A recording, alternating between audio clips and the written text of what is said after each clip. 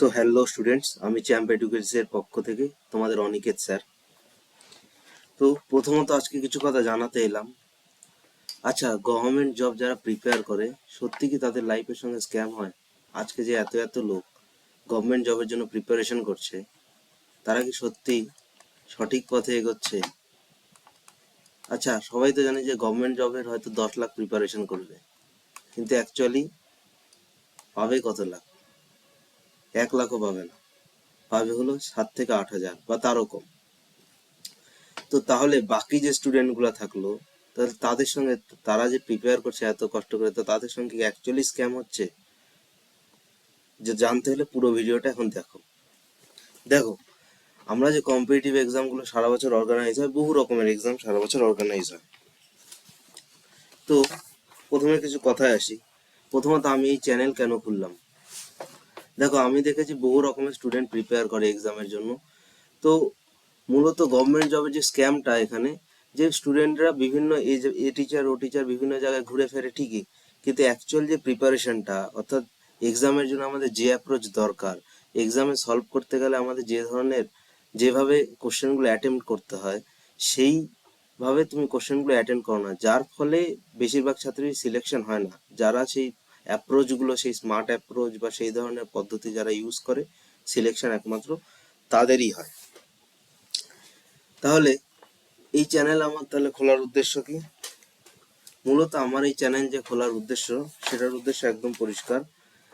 যে যে শিক্ষা, যেটা অর্থাৎ চাকরির পরীক্ষার যে বিভিন্ন ধরনের প্রিপারেশন হয়, সেই প্রিপারেশন সম্পূর্ণ ফ্রিতে আমার এই চ্যানেল চ্যাম্প এডুকেটিসে তোমরা পাবে। এবার প্রথমে তো আসে আমি কি কি পড়াবো। দেখো, আমি পড়াবো মূলত ম্যাথ, যেটা পরীক্ষায় মোটামুটি 25% থেকে 30% ওয়েটেজ থাকে। রিজনিং পড়াবো, তার সাথে সাথে কারেন্ট অ্যাফেয়ার্স এবং স্ট্র্যাটেজিক আমি দুটোই পড়াবো। এইবারে আমাদের যে চাকরির পরীক্ষা, এই চাকরির পরীক্ষায় মূলত কিসের প্রেশার থাকে? চাকরির পরীক্ষায় অ্যাকচুয়ালি কি স্টাডির প্রেশার থাকে? অ্যাকচুয়ালি কি স্টাডির প্রেশার থাকে? এটা স্টাডির প্রেশার নয়। চাকরির পরীক্ষায় মূলত যে কোশ্চেন্স পেপারটা আসে, সেই পেপারটাকেই তোমাকে যদি বাড়িতে 2 ঘন্টা টাইম দিয়ে করানো হয় বা 2.5 ঘন্টা টাইম দিয়ে করানো হয়, তুমি 100টা কোশ্চেনই করে দেবে। কিন্তু এই যে পরীক্ষাগুলো, এই পরীক্ষাগুলো মূলত টাইম থাকে দেখবে 60 মিনিট অথবা 90 মিনিট টাইম থাকে। যার ফলে কি হয়, এই যে টাইমের প্রেশারটা, এই প্রেশারের জন্যই মূলত এক্সামটা টাফ হয়ে পড়ে। এবং এই টাইমটার জন্যই তোমাকে এমন কিছু অ্যাপ্রোচগুলো শিখতে হবে, যেই অ্যাপ্রোচ দিয়ে মূলত কোশ্চেন দেখার সাথে সাথেই তোমাকে অ্যান্সার ভেবে ফেলতে হবে, না ছাড়া সিলেকশন কিন্তু পাবে না। এবং এই অ্যাপ্রোচগুলো ফলো করলে শুধুমাত্র যে গ্রুপ ডি বা গ্রুপ সি এক্সাম সেটা নয়, যে কোনো অফিসার পোস্টের এক্সাম, আমাদের যে এসএসসি সিজিএল হয়, সিএইচএসএল হয়, সমস্ত এক্সামই ক্র্যাক করা সম্ভব। এইবার আমি দেখেছি বড় বড় কোচিং এর ক্ষেত্রে আরো কিছু প্রবলেম দেখেছি, যে সবাই মূলত বিভিন্ন ধরনের এক্সামের প্রিপারেশন করা। অর্থাৎ বিভিন্ন ধরনের এক্সাম বলতে কি, দেখো, আমাদের আরআরবি পরীক্ষা নেয়, এসএসসি পরীক্ষা নেয়, ব্যাংকিং বিভিন্ন এসবিআই, আইবিপিএস, আরবিআই, তারপরে স্টেট পিএসসি গুলো আছে। এছাড়া আরো বিভিন্ন ধরনের পরীক্ষা আছে। তো প্রতিটা সাবজেক্টের জন্য আলাদা আলাদা ব্যাচ, যেখানে একই ব্যাচে যদি সেম সাবজেক্টগুলো একদম কোর কনসেপ্ট দিয়ে পড়ায়, সমস্ত এক্সামই একটা ব্যাচের মধ্যে বা একটা পড়ার মধ্যেই কভার হয়ে যাবে, কিন্তু সেটা হয় না। এবং সেক্ষেত্রে কি হয়, যে প্রতিটা ব্যাচের জন্য আলাদা আলাদা ফিস। কেমন ঠিক এটা দেখবে যে এসএসসি জিডি কনস্টেবল, এটা আলাদা ব্যাচ।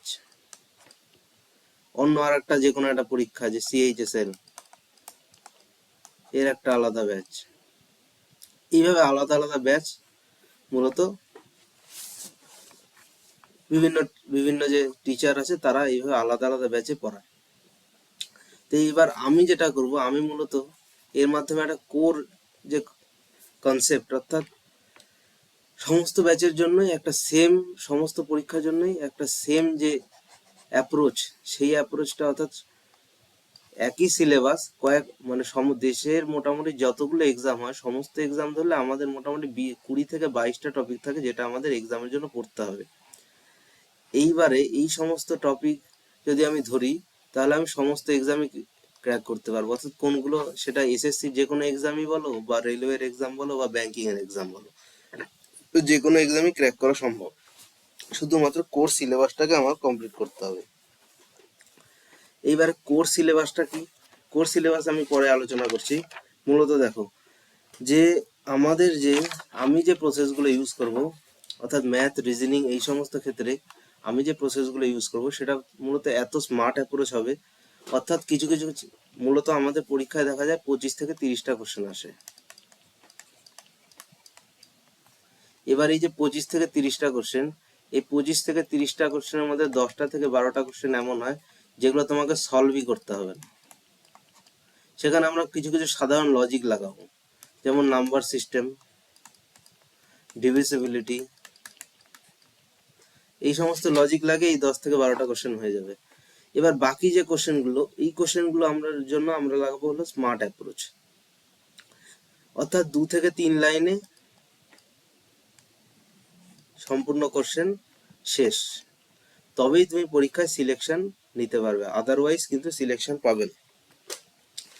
এইবারে ম্যাথের ক্ষেত্রে বা রিজনিং এর ক্ষেত্রে বা কারেন্ট অ্যাফেয়ার্স বা স্ট্যাটিক জিকে যেটাই হোক, কারেন্ট অ্যাফেয়ার্স স্ট্যাটিক জিকে তো গেল আলাদা, ওটা হলো জিএস এর পার্ট।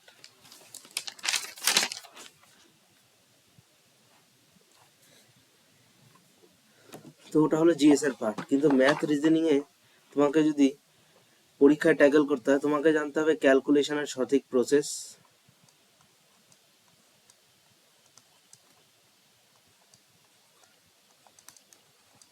ক্যালকুলেশনের সঠিক প্রসেসগুলো জানতে হবে, এবং ক্যালকুলেশনের যে স্মার্ট অ্যাপ্রোচ, অর্থাৎ যে কোনো যে ক্যালকুলেটিভ যে প্রশ্নগুলো, যে এখানে আমরা টাফ কোশ্চেন বলি, সেই কোশ্চেনগুলোকে সলভ করার কিছু কিছু টেকনিক আছে। তো সেই টেকনিকগুলো আমি তোমাকে এই চ্যানেলের মাধ্যমে শেখাবো। এইবার আসি রিজনিং এ। আচ্ছা, রিজনিং এর মধ্যে কি কি সিলেবাস আছে, সিলেবাসটা আমি পরে আলোচনা করছি।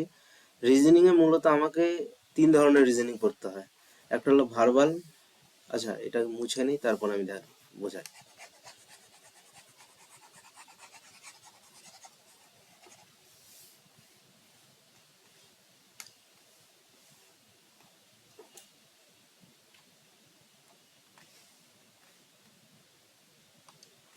একটা হলো ভার্বাল,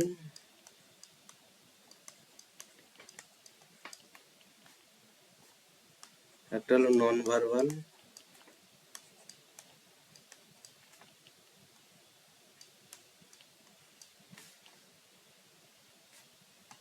একটা হলো অ্যানালিটিক্যাল।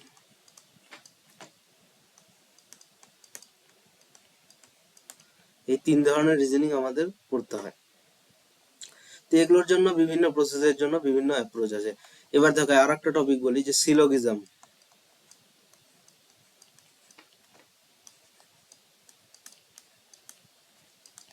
তাহলে সিলোগিজম তোমরা জানো সবাই ভেন ডায়াগ্রামের মাধ্যমে করে, কিন্তু এটার জন্য এমন একটা স্মার্ট অ্যাপ্রোচ আছে যেটা এখনো পর্যন্ত ইউটিউবে আমাদের ওয়েস্ট বেঙ্গলে বা বেঙ্গলি ভার্সনে এখনো পর্যন্ত কোনো টিচার শেখায়নি বা করায়নি। সেই ধরনের অ্যাপ্রোচের মাধ্যমে করাবো, যেটার মাধ্যমে কোশ্চেন দেখা মাত্রই তুমি জাস্ট বুঝে যাবে যে অ্যান্সারটা কি হবে। এইবার দ্বিতীয়ত আসি আমি স্ট্যাটিক জিকে। এবার দেখো স্ট্যাটিক জিকে সমস্ত এক্সাম ধরলে মোটামুটি অনেকগুলো টপিক আসে, সেখানে বহু ধরনের টপিক আসে স্ট্যাটিক জিকের মধ্যে। তো সেখান থেকে আমি অনেক রকম কোর এক্সাম মিলিয়ে সবগুলো টপিক টোটাল তুলেছি। তো মোটামুটি 100 থেকে 150টা টপিক হয়েছে, কোনোগুলো ছোট, কোনোগুলো বড়, কোনোগুলো খুব ইম্পর্টেন্ট, কোনোগুলো লেস ইম্পর্টেন্ট। তো সেইভাবে আমাদের স্ট্যাটিক জিকের দিকে এগোতে হবে, এবং কারেন্ট অ্যাফেয়ার্স এটা রেগুলারলি তোমরা আমাদের চ্যানেলে আপডেটটা পাবে। তো এবার আসি আমাদের সিলেবাসের মধ্যে। তো দেখো,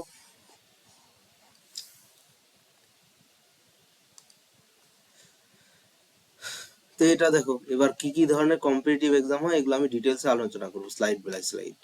দেখো এসএসসি অর্থাৎ স্টাফ সিলেকশন কমিশন সেন্ট্রালে। তো এটা কি বললাম, যে এসএসসি সিজিএল, যেটা আমি একটু আগে বললাম যে সিজিএল, সিজিএলটা কিসের জন্য? সিজিএল এর জন্য মিনিমাম গ্র্যাজুয়েট কোয়ালিফিকেশন লাগবে, অর্থাৎ গ্র্যাজুয়েট হতেই হবে, গ্র্যাজুয়েট হতেই হবে। এবং এটা কিসের জন্য? অফিসার পোস্টগুলোর জন্য, অর্থাৎ গ্রুপ বি সেন্ট্রালে, গ্রুপ বি। তো তো সেটা কিসে কিসে নেবে, সেটা ইনকাম ট্যাক্স হতে পারে, সিজিএসটি হতে পারে, কাস্টমস হতে পারে,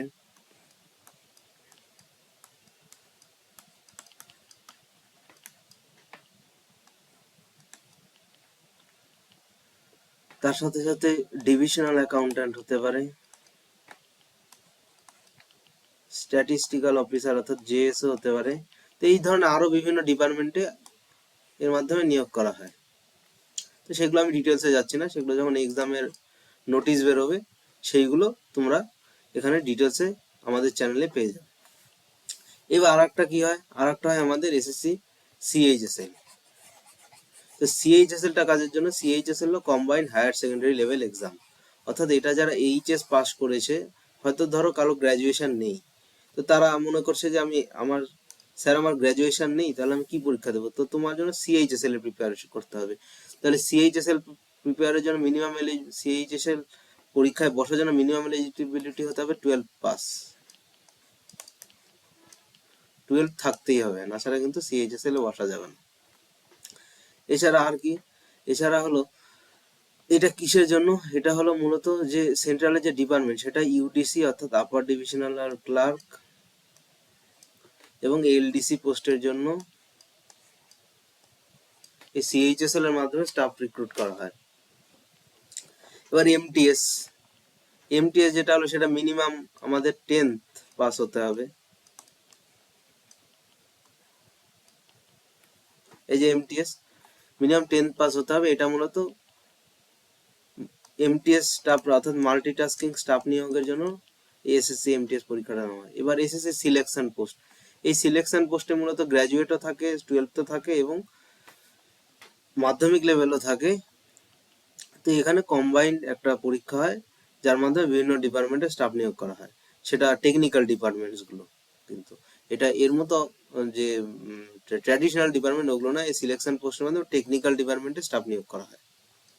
আচ্ছা, এইবার দেখো এসএসসির কিছু স্পেশাল রোল আছে। দেখো যেমন এসএসসি জিডি কনস্টেবল, অর্থাৎ যেটা জিডি এসএসসি জিডির যে পরীক্ষা, এটার মাধ্যমে টোটাল 8 যে আমাদের অর্থাৎ 8টা যে আমাদের কেন্দ্রীয় বাহিনী অর্থাৎ আর্মড ফোর্সেস, সেই আর্মড ফোর্সের আন্ডারে ঢোকার জন্য এসএসসি জিডির মাধ্যমে দেওয়া হয়।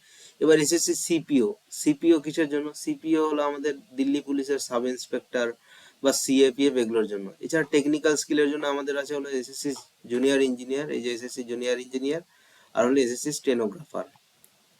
এবার এই গেল আমাদের এসএসসির কমপ্লিট এক্সামের ডিটেলস। এবার আসি নেক্সট স্লাইডে। দেখো এবার আমাদের যে আরআরবি অর্থাৎ রেলওয়ে রিক্রুটমেন্ট বোর্ড, তো রেলওয়ে রিক্রুটমেন্ট বোর্ড আমাদের সারা বছর বহু পরীক্ষা অর্গানাইজ করে। তার মধ্যে আমাদের আছে একটা এনটিপিসি অর্থাৎ non technical popular graduates,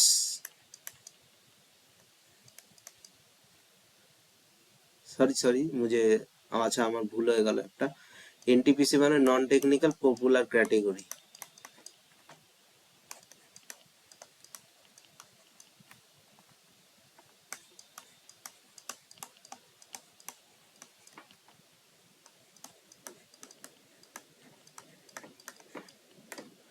non technical popular category অর্থাৎ এখানে আমাদের একটা হয় গ্র্যাজুয়েট লেভেল, অর্থাৎ গ্র্যাজুয়েট লেভেল, একটা দেখবে হয় ইউজি লেভেল। তো এই দুটো লেভেলে মূলত পরীক্ষাটা হয়।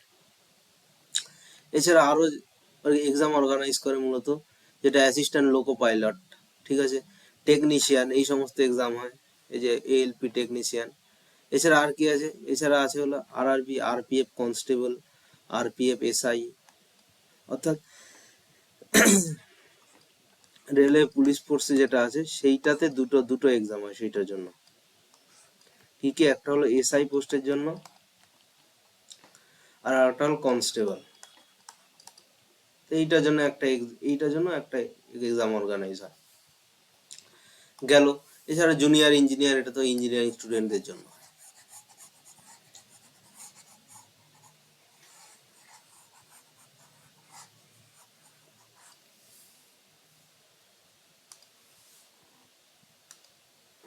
এবার আসি ব্যাংকিং এ। তো ব্যাংকিং এ আমাদের কি কি আছে? ব্যাংকিং এ মূলত আমাদের দুটো আছে, এক হচ্ছে এসবিআই, এই যে এসবিআই, এবং আর এক হচ্ছে আইবিপিএস। দেখো তাহলে এসবিআই আমাদের পিও অর্থাৎ প্রবেশনারি অফিসার রিক্রুটমেন্ট করে, ক্লার্ক রিক্রুট করে এবং স্পেশালিস্ট অফিসার। এছাড়া আর একটা আছে, সেটা আমাদের সিবিও অর্থাৎ সার্কেল বেসড অফিসার।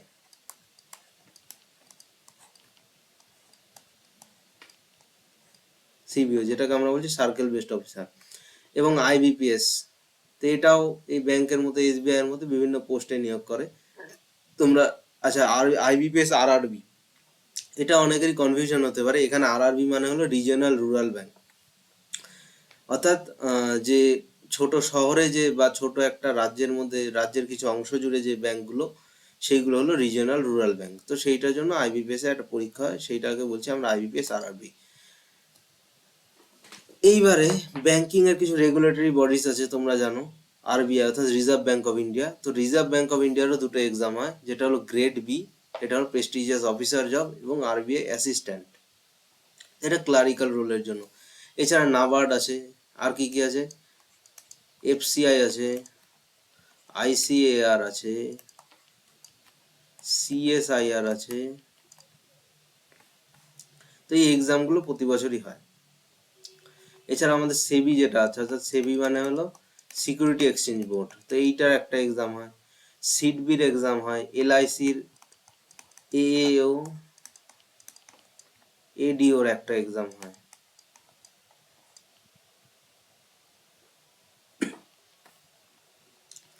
তো এই দুটো এক্সাম হয়।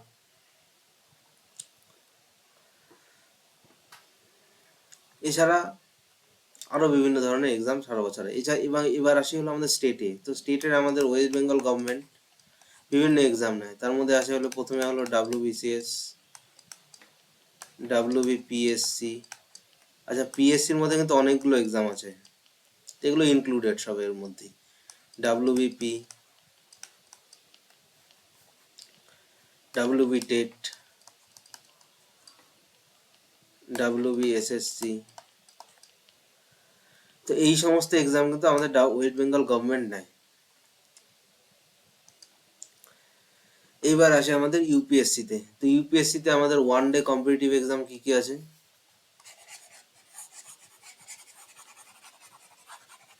তাহলে দেখো, ইউপিএসসির মধ্যে আমাদের আছে হলো কম্বাইন্ড ডিফেন্স সার্ভিস, এটারও মিনিমাম এলিজিবিলিটি হলো গ্র্যাজুয়েট। তো সিডিএস এর জন্য একটা তিনটে পেপার হয়, মূলত এলিমেন্টারি ম্যাথমেটিক্সের, ইংলিশের এবং জেনারেল ইন্টেলিজেন্সের। তো এইখানেও মূলত টায়ার 1 টায়ার 2 তে পরীক্ষাটা হয়। এছাড়া আছে ইউপিএসসি সিএপিএফ, ইউপিএসসি সিস্যাট, যেটা ইউপিএসসি মেন এক্সামের যে প্রিলিমিনারি, অর্থাৎ যেটা ম্যাথ এবং রিজনিং এর পার্ট, সেইটাকে বলছি আমরা ইউপিএসসি সিস্যাট। এবং ইউপিএসসি এইচসিএম, এটা একটা আলাদা পরীক্ষা প্রেস্টিজিয়াস পোস্টের জন্য। এবার আইবির একটা পরীক্ষা হয় সারা বছরে, যেটা আইবিএসএআইও গ্রেড 2, এটা ইন্টেলিজেন্স ব্যুরো অফিসারের জন্য। তা আইবি মূলত কি করে দেখো, যে কান্ট্রির বিভিন্ন স্থানে বা বিভিন্ন জায়গাতে যে ইনফরমেশন গ্যাদার করা, কান্ট্রিকে সেফ রাখার জন্য, তো সেইটা হলো আমাদের আইবিএসইর কাজ।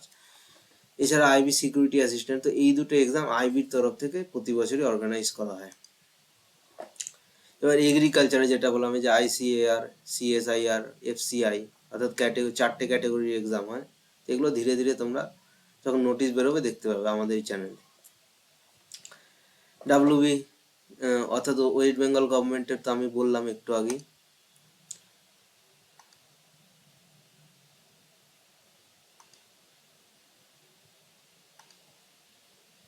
আচ্ছা দেখো, এইবার আসি আমরা কি কি পড়াবো। দেখো, আমি একটু আগে বলেছি যে আমি মূলত চারটে সাবজেক্ট পড়াবো। কি কি? মূলত ম্যাথ, ঠিক আছে, তারপরে রিজনিং, কারেন্ট অ্যাফেয়ার্স এবং স্ট্যাটিক জিকে। এইবারে তার আগে একটু বলে নিই যে রেগুলার তোমরা কোথায় কি পাবে। দেখো, আহ, যে আমি যে ক্লাসগুলো নিয়ে আসবো, মূলত ক্লাসিং শিডিউলটা কিরকম হবে। ধরো আজকে আমি অ্যারিথমেটিকে বা কোনো একটা ম্যাথের টপিক পার্সেন্টেজ শুরু করলাম।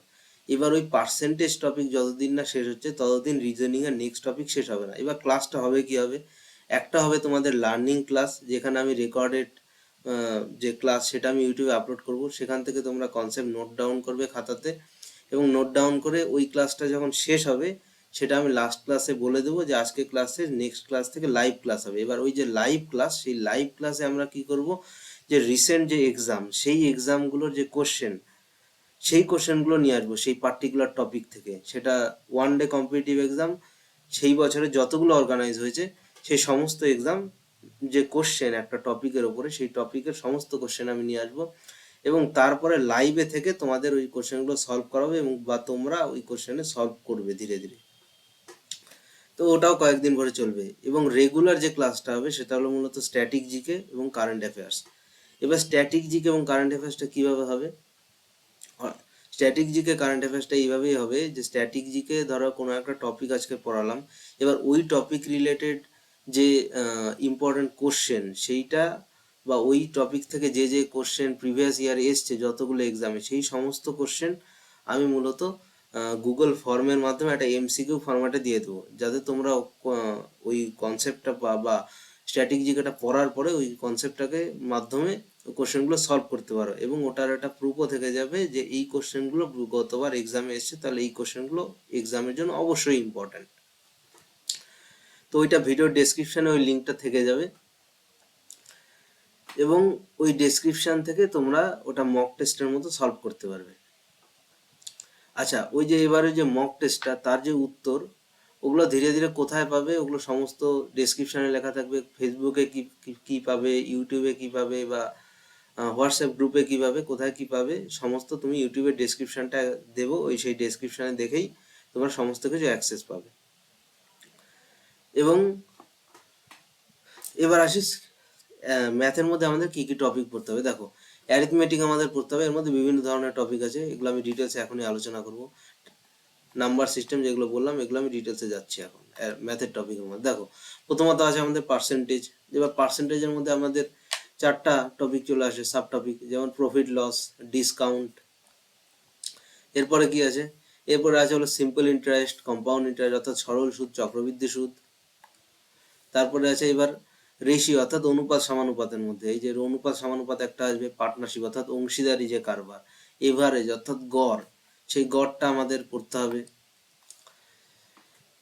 অর্থাৎ বয়সের সংক্রান্ত যে অঙ্কগুলো, মিক্সচার অর্থাৎ মিশ্রণ এবং অ্যালিগেশনের যে অঙ্কগুলো, সেই অঙ্কগুলো আমাদের দেখতে হবে। সময় ও কার্য অর্থাৎ টাইম অ্যান্ড ওয়ার্ক, পাইপ এবং ট্যাঙ্কির যে অঙ্কগুলো, কার্য এবং টাকার যে অঙ্ক সেইটা। এইবারে টাইম স্পিড ডিস্টেন্স অর্থাৎ সময় দূরত্ব গতি, তো এই অঙ্কগুলো আমাকে করতে হবে। এবার এর মধ্যে আমাদের আছে অনেকগুলো কনসেপ্ট, অর্থাৎ রেসের একটা কনসেপ্ট আছে, অর্থাৎ দৌড়ের একটা আছে, ট্রেনের কনসেপ্ট একটা আছে, চোর পুলিশের কনসেপ্ট। তো এই কনসেপ্টগুলো আমাদের ধীরে ধীরে জানতে হবে। এগুলো আমি ধরো ধীরে ধীরে যখন পড়াবো তখন ধীরে ধীরে জানতে পারবে এবং আমরা যে অ্যাপ্রোচগুলো ইউজ করব সেটা হবে সবচেয়ে স্মার্ট অ্যাপ্রোচ,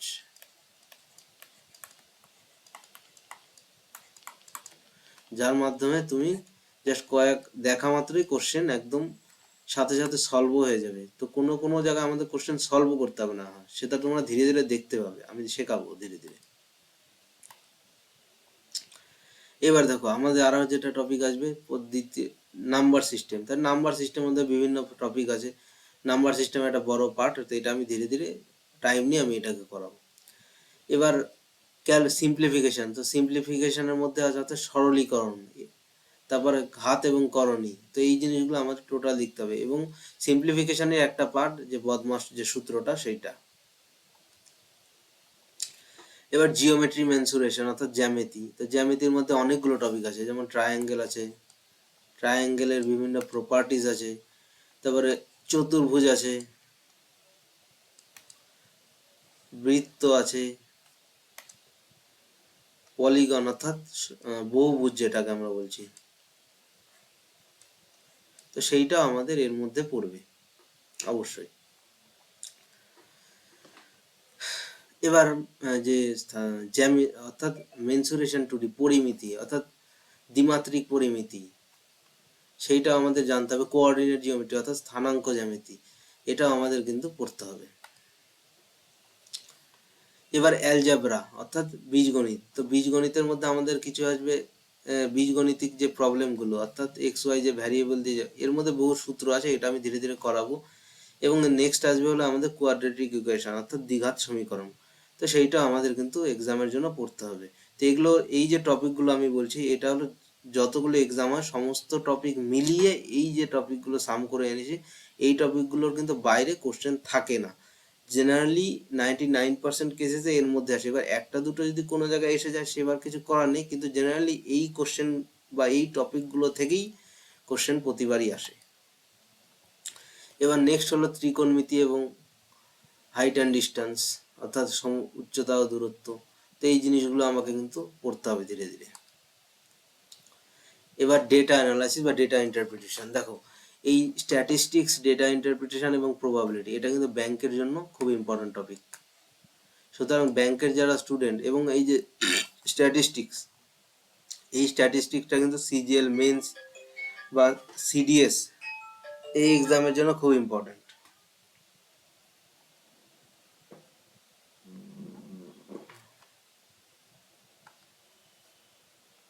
এবার আসি নেক্সট হলো রিজনিং এ।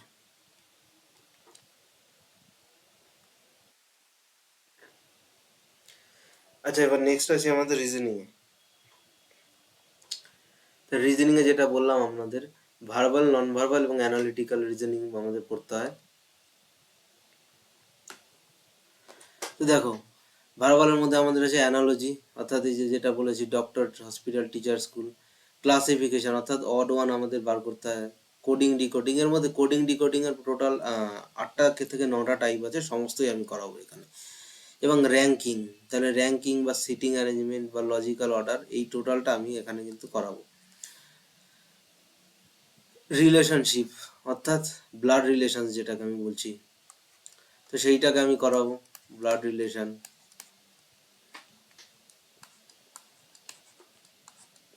অর্থাৎ রক্তের সম্পর্ক যেটা, সেটাকে আমি করাবো। ডাইরেকশন ডিস্টেন্স, অর্থাৎ দিক এবং দূরত্ব, এটাও আমি করাবো। ম্যাথমেটিক্যাল অপারেশন, অর্থাৎ যেটা হচ্ছে সিম্পলিফিকেশনের ক্ষেত্রে আমাদের যে করি প্লাস মাইনাস দিয়ে, এখানে কি করতে হবে, তোমাকে জাস্ট রাইট চিহ্ন বা রাইট কিছু চিহ্নের মধ্যে উল্টো পাল্টা করে দেবে। তো এর অনেকগুলো টাইপ আছে, 4টা বা 5টা, সেটাও আমি ধীরে ধীরে করাবো। দেখো, এরপরে আসছি হলো আমাদের ক্লক, অর্থাৎ ঘড়ি এবং ক্যালেন্ডার। এর ক্ষেত্রে আমাদের কিছু কিছু অনেক ধরনের, এই ক্যালেন্ডারের ক্ষেত্রে আমাদের 3 বা 4 রকমের কোশ্চেন হয়, ক্লকের ক্ষেত্রেও তাই। তো এগুলো আমি ধীরে ধীরে করাবো টাইপ ওয়াইজ। এইবার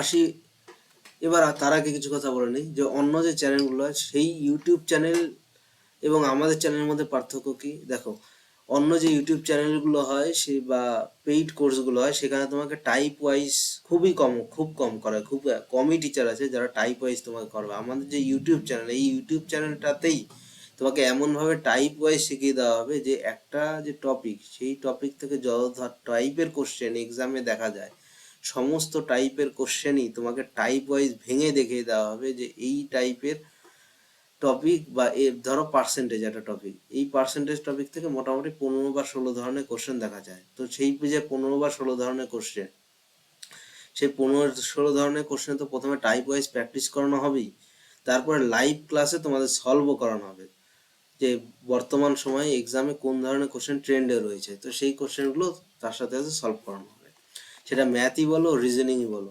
কারেন্ট অ্যাফেয়ার্স তো আলাদা হবে ভাই। তো কারেন্ট অ্যাফেয়ার্সটা ওটা আমি কোশ্চেন বানাবো, কোশ্চেন সেট আপ করবো, যে যে প্রতি বছর ওই টপিক থেকে, ধরো একটা আজকের একটা টপিক, তো সেই টপিক থেকে কারেন্ট অ্যাফেয়ার্সের কি কি কোশ্চেন আসতে পারে ভবিষ্যতে, তো সেই কোশ্চেনগুলো আমি ধীরে ধীরে করাবো। এবার দেখো, তৃতীয়ত আসি হলো ভার্বাল পার্টে, যে এখানে সলভ করতে আমাদের পাজলস। তাহলে পাজলসের মধ্যে বিভিন্ন ধরনের বিভিন্ন রকমের ইয়ে থাকে। সিচুয়েশন রিয়াকশন, এটা ইম্পর্টেন্ট। Decision making. আচ্ছা, এই যে সিচুয়েশন রিয়াকশন, এইবার এইখান থেকে কিছু কিছু কোশ্চেন কিন্তু দেখা গেছে, আর পাজল থেকে তো প্রতিবারই কোশ্চেন আসে।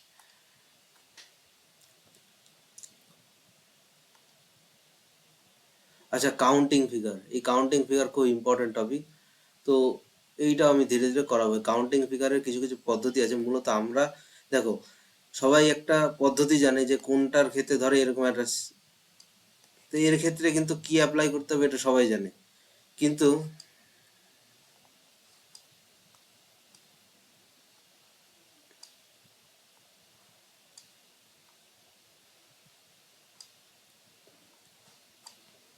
ধরে এরকম একটা ফিগার, বা এরকম একটা চিত্র। এর ক্ষেত্রে আহ, যদি আমি বলি কয়টা ট্রায়াঙ্গেল আছে, এর কিন্তু কোনো রুল নেই নির্দিষ্ট। তো এই ক্ষেত্রে আমরা ইউজ করবো হলো কনস্ট্রাকশনাল অ্যাপ্রোচ। কাউন্টিং ফিগারের ক্ষেত্রে আমরা মূলত অনেকগুলো অ্যাপ্রোচ ইউজ করব, তার মধ্যে একটা হয়ে গেল কনস্ট্রাকশনাল অ্যাপ্রোচ। অর্থাৎ কনস্ট্রাকশনাল অ্যাপ্রোচটা কি, কি আমি পরে যাচ্ছি। কনস্ট্রাকশনাল অ্যাপ্রোচ তো তোমাদের ধীরে ধীরে শেখাবো। অ্যাকচুয়ালি কাউন্টিং ফিগারের যে কোশ্চেনগুলো সেটা সলভ করার কিছু নিয়ম আছে, তো সেইটার জন্য মূলত আমরা ইউজ করবো কনস্ট্রাকশনাল অ্যাপ্রোচ।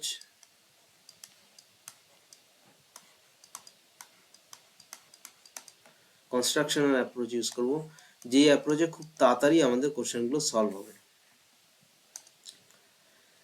এইবার আছে আমাদের ডাইস, তারপরে embedded figures, mirror image, water image, এগুলো আমরা ধীরে ধীরে জানবো।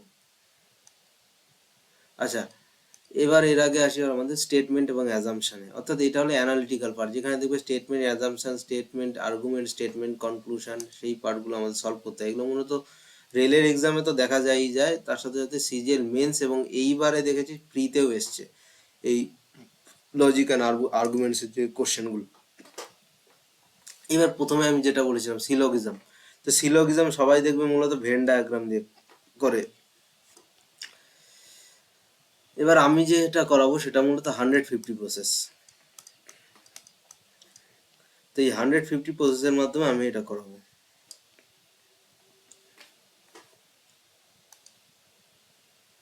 এইবারে আমাদের স্ট্যাটিক জিকে যেটা, তো স্ট্যাটিক জিকের মধ্যে আমাদের পড়তে হবে সুপারলেটিভস, কিছু সুপারলেটিভস।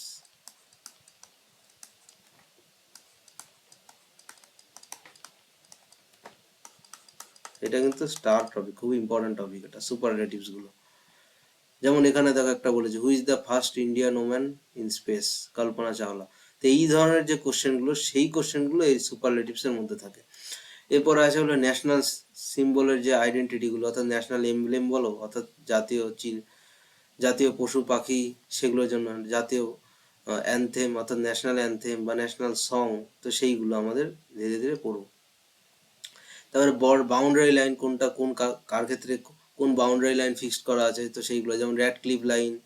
তারপরে এপিথেটস, অর্থাৎ নিকনেম অফ সিটিজ, তো সেইগুলো আমাকে ধীরে ধীরে জানতে হবে। কারেন্সি এবং ক্যাপিটাল, তো সেইগুলো আমাদের ধীরে ধীরে স্ট্র্যাটেজিকের মধ্যে পড়বো। এবার international organisation, news paper, media. এবার আর একটা আছে books and authors. Books and authors এর মধ্যে অনেকগুলো আসে। বুকস অ্যান্ড অথার্স এর মধ্যে সাব টপিক আছে হলো, একটা হলো অ্যানশিয়েন্ট, মেডিভেল, মডার্ন।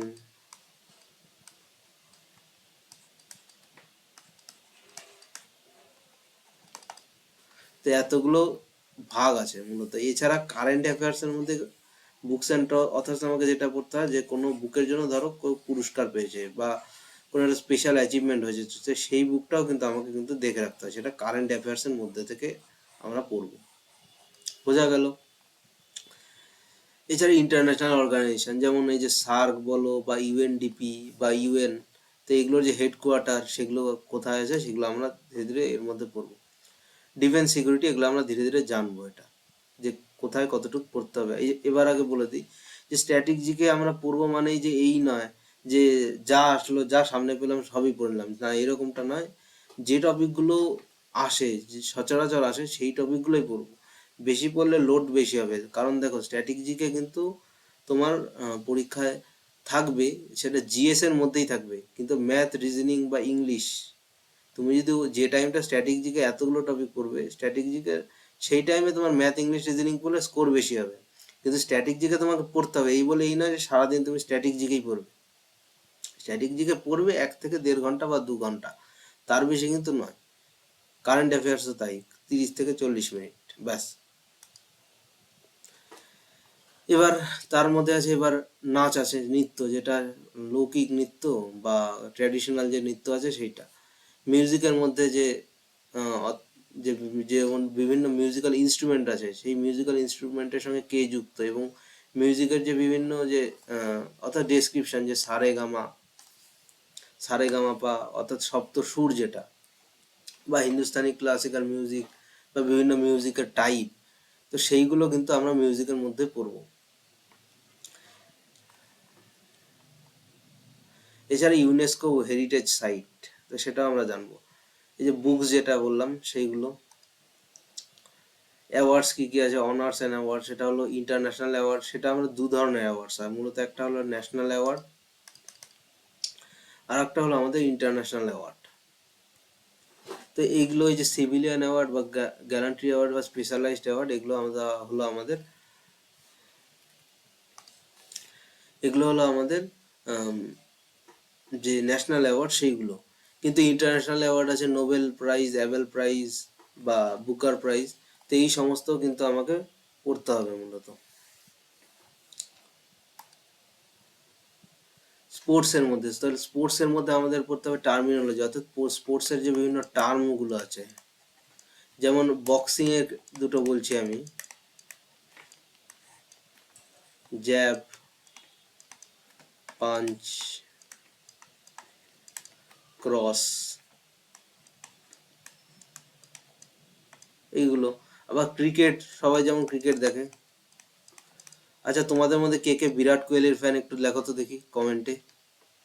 আমিও বিরাট কোহলির বিশাল বড় ফ্যান। আর কে এম এস ধোনির ফ্যান সেটাও লেখো। ক্রিকেটে কিছু কিছু টার্ম ইউজ হয়, যেমন এলবিডব্লিউ, ওয়াইড, নো, তো এই সমস্ত টার্মগুলো আমরা কিন্তু ক্রিকেটে ইউজ করি। এইবার যে স্পোর্টসগুলো, সেই স্পোর্টসের যে কোনটার কি ইম্পর্টেন্ট ফ্যাক্টস সেইটা কিন্তু জানতে হবে।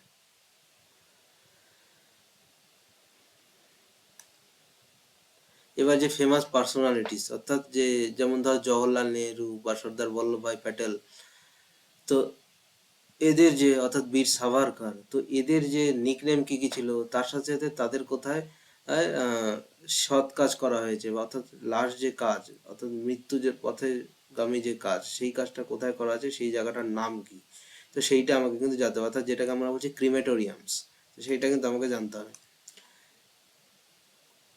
এবার বিভিন্ন জায়গার যে পার্লামেন্টের নাম সেটা আমাকে, তো এই মিলিয়ে টোটাল অনেকগুলো টপিক আছে, সেটা আমরা ধীরে ধীরে জানবো। এইবার আরো কিছু জিনিস আমি বলে দিই।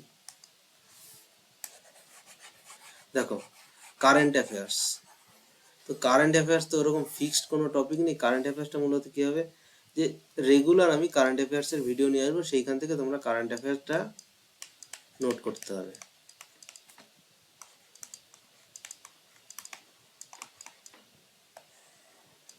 তো কারেন্ট অ্যাফেয়ার্সের ভিডিও তোমরা রেগুলার আসবে। এবার বলে নিই ভিডিও কীভাবে আসবে। দেখো, টোটাল 3টে শর্টস আসবে। তো এই শর্টসের মধ্যে সেখানে কি কি থাকবে, শর্টসের মধ্যে মূলত ম্যাথ, রিজনিং এবং জিকে। এর থেকে যে রিসেন্ট এক্সামে যে কোশ্চেনগুলো এসছে, সেই কোশ্চেনগুলো আমরা দিনে যে 3টে শর্টস ছাড়বো, এই শর্টসের মাধ্যমে একটা একটা করে তোমরা কোশ্চেন পাবে, এটা আপডেট পাবে রেগুলার। তার সাথে সাথে ভিডিও আসবে 3টা লং ভিডিও, কনসেপচুয়াল, সেটা ম্যাথ অথবা রিজনিং কেন দিলাম, ওই যে বললাম যে যখন ম্যাথের একটা টপিক চলছে, তখন ম্যাথের ওই টপিকটা চলবে, ম্যাথের ওই পার্টিকুলার টপিক শেষ হওয়ার পরে তারপরে রিজনিং শুরু হবে। বা তোমরা যদি কোনো অন্যভাবে করতে চাও, সেটা আমাকে কমেন্টে বলতে পারো। এছাড়া আরো দুটো ভিডিও আসবে, যেটা হলো স্ট্যাটিক জিকে।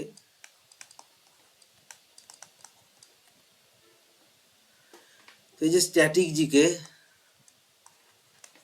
এই স্ট্যাটিক জিকেটা অ্যাকচুয়ালি কতখানি থাকে, ধরো টোটাল জিএস এ যদি 25 থেকে 30টা কোশ্চেন থাকে, এই 25-30টা কোশ্চেনের মধ্যে স্ট্যাটিক জিকে আর কারেন্ট অ্যাফেয়ার্স মিলিয়ে মোটামুটি 45 থেকে 50% কোশ্চেন থাকে, ঠিক আছে। এইবার বাকি যে 50%, ওইটার মধ্যে তোমার চলে আসবে হিস্ট্রি, জিওগ্রাফি, পলিটি, তারপরে ফিজিক্স, কেমিস্ট্রি, বায়োলজি, তো বাকি ওইটার মধ্যে ওইটা, আর এটা মিনিমাম 40 থেকে 50% কিন্তু আসবে অবশ্যই। তো এই হলো আমি যে টোটাল টপিক শেষ হলো। এবার তার আগে আমি কিছু কথা বলি, যে দেখো, ভিডিওতে মূলত আমরা রেগুলার ভিডিও নিয়ে আসার চেষ্টা করব। কোনো কারণে যদি কোনো দিন বন্ধ হয় সেটা আমরা ভিডিওর মাধ্যমে জানিয়ে দেবো, বা কোনো আপডেট থাকলে আমরা ভিডিওর মাধ্যমে জানাবো। এবং রেগুলার তোমরা যদি ক্লাস পেতে চাও ফ্রিতে, যে বিভিন্ন ধরনের শর্টকাট ট্রিক্স, টিপস, এক্সামের যে ক্যালকুলেশন প্রসেস, এগুলা যদি রেগুলার শিখতে চাও এবং আমার সাথে যদি ধারাবাহিকভাবে কেউ 9 থেকে 10 মাস যদি প্রিপেয়ার করে যায়, তার কিন্তু এক্সামের প্রিপেয়ার আমি ঠুকে বলতে পারি যে এক্সামের প্রিপারেশন কিন্তু পুরোপুরি কমপ্লিট হয়ে যাবে। সেটা শুধু একটা এক্সাম না, সমস্ত এক্সামের কোর কনসেপ্ট আমি প্রিপেয়ার করাবো। তো সুতরাং এই ধরনের প্রিপারেশন করতে হলে আমার এই চ্যানেলটাকে সাবস্ক্রাইব করবে, ভিডিওকে লাইক করে দেবে এবং সাথে একটা কমেন্ট করে দেবে। এবং কে কে বিরাট কোহলি এবং কে কে ধোনির ফ্যান প্লিজ কমেন্ট করো। তো আজকের জন্য এই পর্যন্তই। তো চলো বাই বাই, নেক্সট ভিডিওতে কিন্তু দেখা হচ্ছে।